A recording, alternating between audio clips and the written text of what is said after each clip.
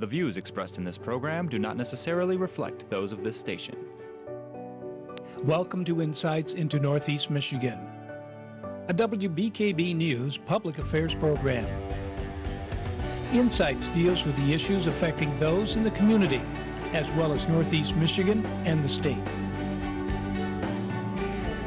And now, Insights into Northeast Michigan. Good morning, everyone, and welcome to Insights into Northeast Michigan. I'm Lindsay DeLucia, and this morning I'm here with State Representative Peter Patalia, who is going to be speaking with us more about the road funding around the area. So welcome, and thanks for joining us. Yes, very happy to be here. Good. So if you could just start off by telling me, there's been a lot of talk about the road funding and where that money has been going. So has there been funding that's been diverted from the roads? No, there actually hasn't. In Michigan funding, in Michigan's budget, money's come into Michigan's taxable system a couple of ways. In road funding is this way. There's constitutional money, dedicated money, and restricted money. This money comes in and it actually has to go, if you envision it, into a silo, and it can't be used for anything else. The monies that are often talked about being diverted are the monies that the legislative body can use for funding for certain projects that are of importance for that year, whether that's education, roads, infrastructure, airport needs. A couple years ago we had a problem with low water, so we had some dredging money put in. So there hasn't been any of the restricted, dedicated, or constitutional money diverted. Okay. And have you heard kind of issues or complaints from the public about where they think this money is going? Or, Sure. Yeah, you hear that a lot. You hear that there's enough money coming in and maybe you should just find the money within. Back a couple of years ago when gas was $4.25 a gallon, you hear that, geez, we're paying enough money, why don't you use that money for roads? The unfortunate thing about the way money is brought into Michigan for roads pertaining to gas sales is it's based on volume, it's not based on the dollar amount. So if gas is $4 a gallon, Michigan only gets 19 cents. Gas today is $2.19 a gallon. Michigan gets 19 cents. So it's based on volume. And the problem in the good part of it is our vehicles are getting better fuel economy now. So there's actually less fuel being purchased, ultimately bringing in less tax dollars. Right. So over the past few years, or the past few decades even, how has that funding been for the roads? It's been decreasing, and really if you go back even just 15 years, the income to the state of Michigan pertaining to fuel sales has dropped dramatically, not only because the vehicles are getting more fuel economy, but during those hard decades, the lost decade, if we like to refer to it, where Michigan lost 1 million people, we lost manufacturing jobs, we had a recession, if not a depression, people drove less. So that compounded the problem. Less money was coming in, so less money was being spent on roads and infrastructure. And when you look at roads and infrastructure projects and needs, they have to be projected out. So when the state MDOT sits down and projects road projects or infrastructure projects, just as our local road commission does, they plan those out for the immediate 1, 2, 3, 4, and 5 years, but then they plan 5, 10, 15, and 20 years. So those road projects were determined and put out, but yet they had to be pulled back because of less funding, and now it's compounded the needs of those projects that were projected out into the future. And what have some solutions been in legislature, and how have they kind of come to handle that problem with not enough money coming in? What we have been doing, Michigan's budget this year, first of all, let me say this. Michigan's road and infrastructure budget this year is $3.9 billion. It's the biggest road budget Michigan has ever had in its history, except for 2 years. In 2009, we took money in from the stimulus package from Washington, and it bumped us up a little bit. And about 15 years ago, under then Governor Jennifer Granholm, she sold permanent license plates for trailers for a one-time shot of money to help road and infrastructure projects. But if you look at the bar graph, we are by far more money in roads and infrastructure projects this year than ever in Michigan's history.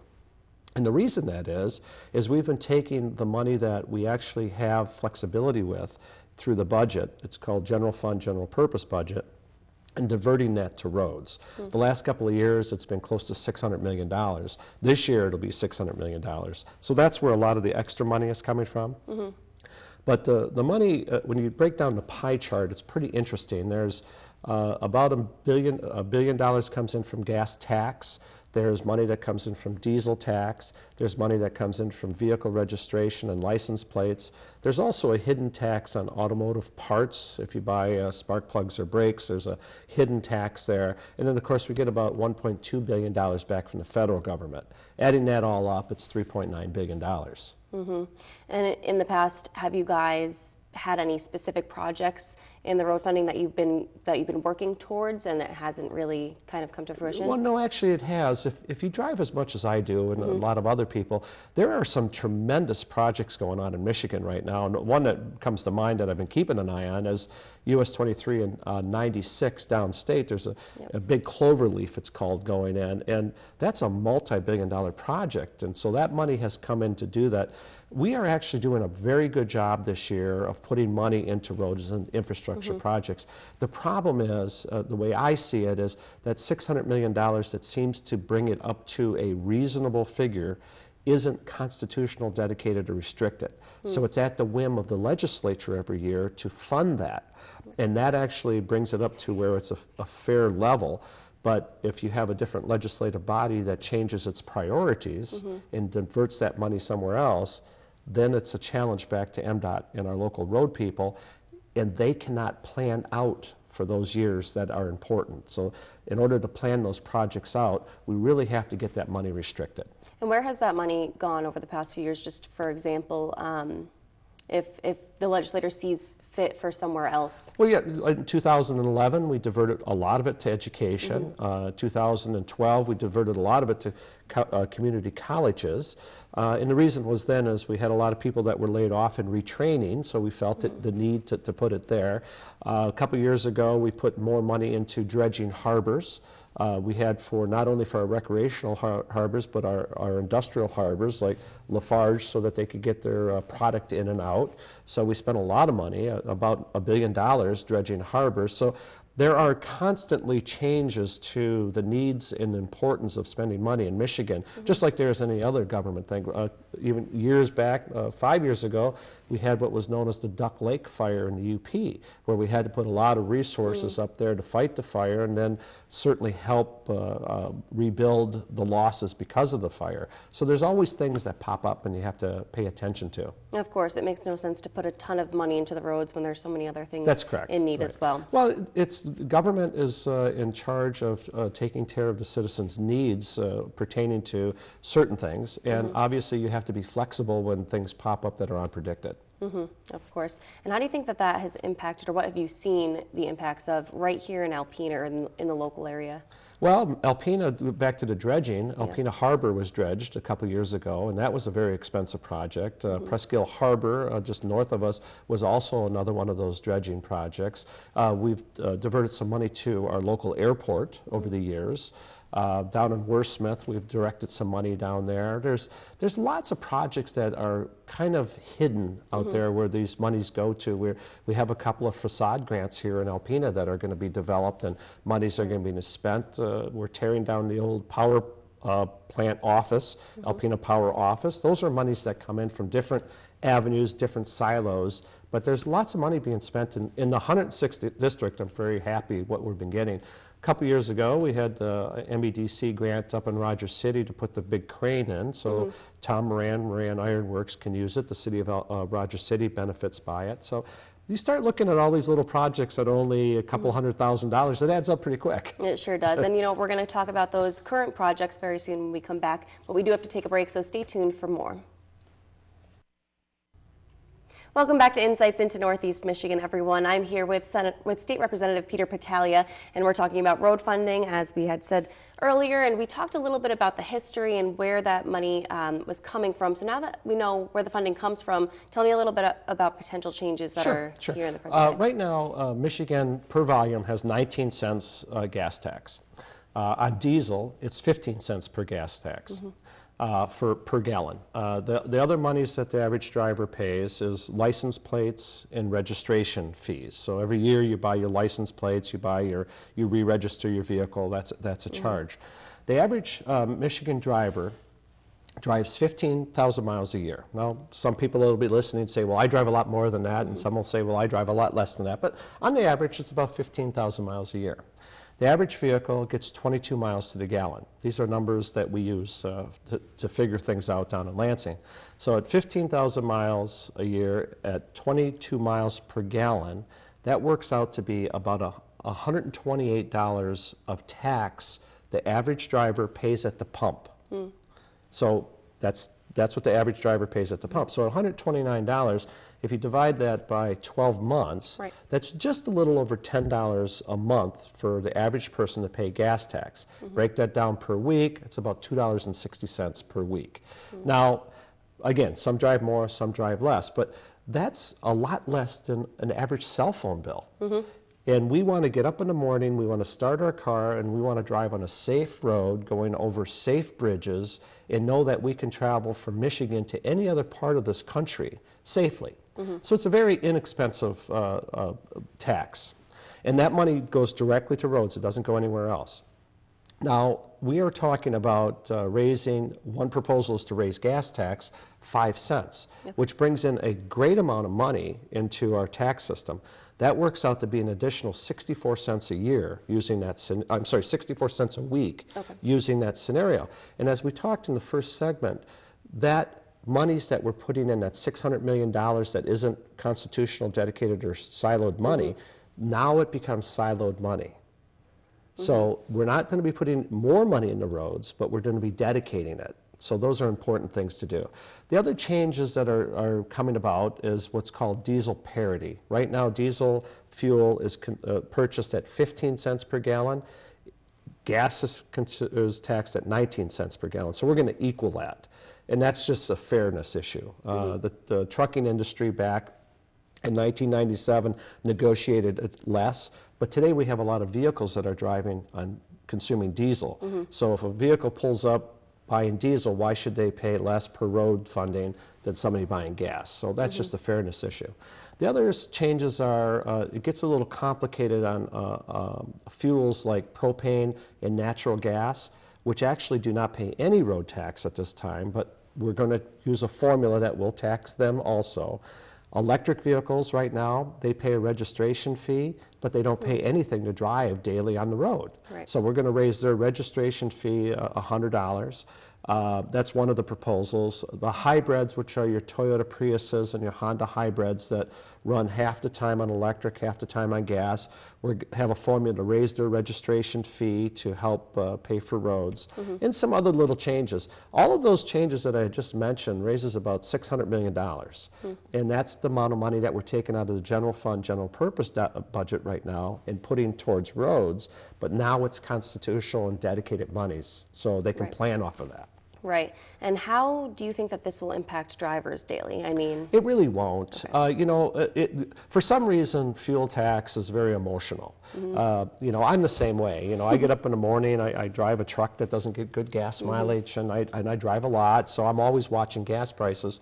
But when you look in your lifetime, the fluctuation in gas per year is tremendous. I mean, we had just 2 or 3 weeks ago, $3.29 a gallon. Now it's $2.19 a gallon. And this is only in 3 or 4 week period. So 5 cents can be adjusted, understood quickly, and if it solves the problem, it's a good thing. If it solves the problem, it's a good thing. And I won't vote for it unless it solves the problem. It's not that we want to take money and use it for something other than what we believe the needs are. And really, and as we mentioned in the first segment, I do drive a lot, and I'm very proud of the amount of money that's being spent now and the jobs that are being done, but we need to do more. We really do, because we had fallen so far behind over those lost decade that it's going to take us years to catch up. So we need to move forward. And how will we be sure, or how will the public know that this money will be going to a dedicated silo for just road funding? Well, that's the greatest thing about this. Gas tax is constitutional. So if gas tax is raised 5 cents or whatever number is ultimately picked, that money cannot be used for anything else. That's the good thing about it. Yeah, absolutely. And in terms of raising registration fees, like you were saying, for hybrids, for those types of cars, will you maybe, I don't know, have you heard from users of those types of cars who... Sure. Actually, You hear a lot. We'll hear from folks that'll buy. I'm going to use Tesla for an example. Yeah. You know, a Tesla runs between $75,000 and $125,000, and it's a pure electric vehicle, and they absolutely consume no fuel whatsoever. So they pay a registration fee, and that's the only obligation they have to help Michigan roads and infrastructure projects. They'll say, well, you know, we bought a car for $100,000 and we have paid this amount of money in sales tax. We feel like we've paid our fair share. Right. Well, you did pay your fair share of tax, and I agree with you. But unfortunately, sales tax does not go to roads. 80% of sales tax goes to schools and other things where it's dedicated. So if you're going to drive on a road, it's fair that all pay a fair amount of money. So yeah, you hear from that. And again, you hear from people that don't believe in any taxes, which I'm a fiscal conservative and I believe in as low a taxes as we can. But if 19 cents was fair per gallon for roads and infrastructure projects in 1997, why wouldn't equivalent to that be fair today? And with inflation since 1997 to today, that 19 cents is actually 36 cents today. Right.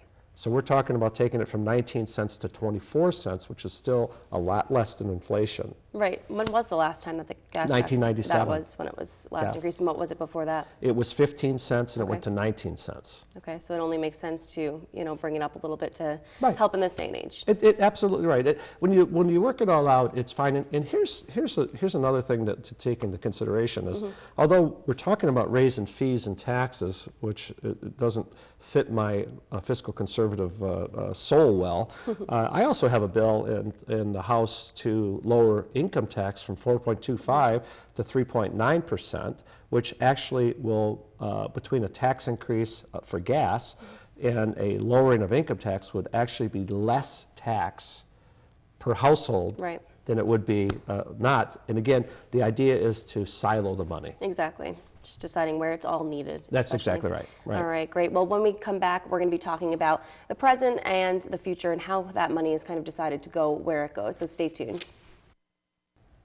Welcome back to Insights into Northeast Michigan, everyone. Today we're talking about road funding and where that money goes and how it impacts us here and our roads. So what I want to ask you now is how that process of completing a package and getting it to the final stages. And the challenges of that. Yes.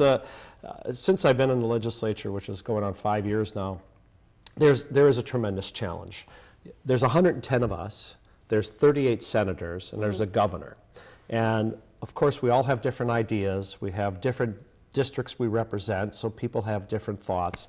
The 106th district, where we are, actually have good roads. Our roads are good. So I'll hear from our citizens here that, you know, Peter, our roads are good. If you raise taxes, it's going to mostly go to the metro areas, which is very true. That's truly where the problem is, southeast, southwest Michigan. That truly is where the problem is, although our counties are also challenged financially, so that money will help us here.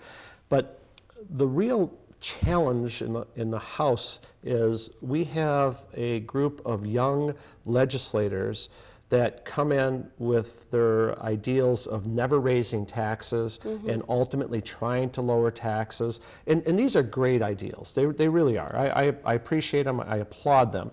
But there's also the need, and per our Constitution, we have to have infrastructure as part of our ultimate budget. It's part of the job of government is infrastructure. Now, are we taxed too much in other things? That's possibly true. But so let's say on the Republican side we have this group of people, and we do, that will refuse to raise taxes or fees. So we have to convince them that this is really the need of government. Then you have on the Democratic side a group of young idealistic members, just like we do, that come in that are very liberal, that believe if we're going to raise taxes for roads and infrastructure needs, I also want money for this project or this project. And that's what happened to Proposal 1. All of this had been put on. So what I've been doing, and I've been doing a lot this summer, traveling around Michigan and other people's districts, is trying to convince people, let's put together a road package that does nothing but roads and infrastructure, period. Let's keep it clean, keep it simple, solve the problem. And it seems to be gathering momentum to do that. People are seeing that that's important. So when you go back to those young conservatives on the Republican side, I says, listen, let's work together to Yeah. get what you believe are too much taxes in Michigan and work on that. But let's concentrate on roads, and they're seeing that. And on my colleague's side, on the other side of the aisle that I'm working with, we're convincing those folks too that if you have an ideal to help, let's say, education funding or women's health issues or whatever the case might be, let's focus on those and focus on those only. So that's the dynamics of the House. So once we get us collectively together on a package, we pass it over to the Senate. Right. They have to deal with the same thing over there. And then we put it together and get it to the governor, who has, and I really appreciate how Governor Snyder's handled things in Michigan, but he has his ideas too. So now you have to balance all of that and ultimately come up with a package. I like the House package right now, which finds $600 million worth of revenue within our system already, and then picks up $600 million of new revenue, as we discussed in the segment before. Now, we'll try to balance that out and negotiate that through. I really believe we'll be done by Christmas.